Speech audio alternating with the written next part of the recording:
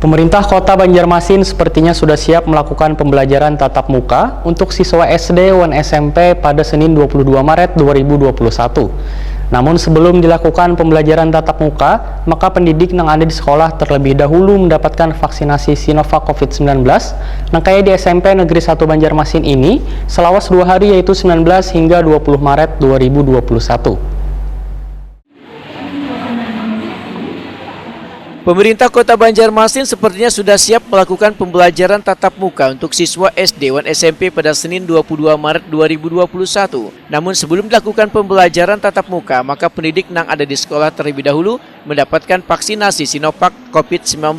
Pemberian vaksinasi untuk guru ini dipusatkan di SMP Negeri 1 Banjarmasin di Jalan Mula Warman, Banjarmasin Tengah selawas 2 hari, yaitu 19 hingga 20 Maret 2021. Kepala Dinas Kesehatan Banjarmasin Dr. Mahaliriadi SHMHW Takuni Prima TV jelang tengah hari Kamis 18 Maret 2021 mendahkan data guru di Banjarmasin berjumlah berkisar 5.000 orang sesuai dengan surat Direktorat Jenderal Pencegahan dan Pengendalian Penyakit P2P Kemenkes RI, maka guru minimal akan divaksin pada termin pertama ini adalah 10% dari jumlah yang ada. Untuk tahap selanjutnya akan dilihat melalui evaluasi jumlah vaksin yang tersisa. Mahaliriadi menegaskan, penambahan vaksinasi untuk pendidik ini pasti dilakukan lantaran guru adalah bagian dari pekerja publik yang harus diprioritaskan karena sekolah tatap muka akan dimulai di Banjarmasin.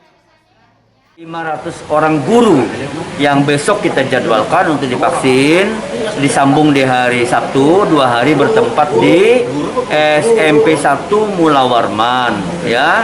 Nah, jadi tahap pertama untuk di para guru ini 500 dulu. Nah, sesudahnya nanti kita lihat lagi evaluasi berapa sisa vaksin, ya akan ditambah lagi pasti. Karena guru juga bagian dari pekerja publik yang memang harus kita prioritaskan karena sekolah tatap muka akan dimulai di Banjarmasin. Mahaliriadi menambahkan, Dinas Kesehatan Banjarmasin akan terus mendukung keinginan sekolah tatap muka karena sudah ada komitmen dari Diknas Banjarmasin untuk melakukan pengawasan terhadap pelaksanaan protokol kesehatan di sekolah tersebut.